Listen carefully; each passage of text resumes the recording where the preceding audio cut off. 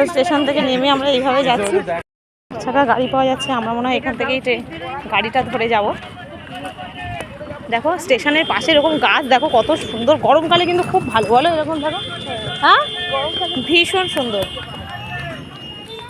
এখানটা দেখাই, এইভাবে রাস্তাটা আছে।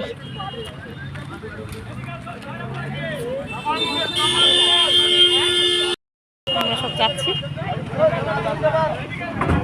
চলো টোটো ধরা হয়েছে।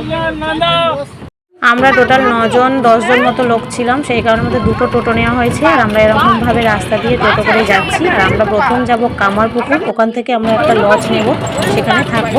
তারপরে আমরা সেই জায়গাটা পুরোটা ঘুরবো, তারপর সেখান থেকে আমরা যাবো জয়রামবাটি। তো এটা হুগলি ডিস্ট্রিক্ট পড়ে। আর আমরা এইভাবে রাস্তা দিয়ে যাচ্ছি, আর রাস্তার দুধারে শুধু চাষ আর চাষ, বিভিন্ন রকমের আলু, ধান, মটরশুঁটি, বিভিন্ন রকমের চাষ হচ্ছে। বেশ সুন্দর লাগছে দেখতে।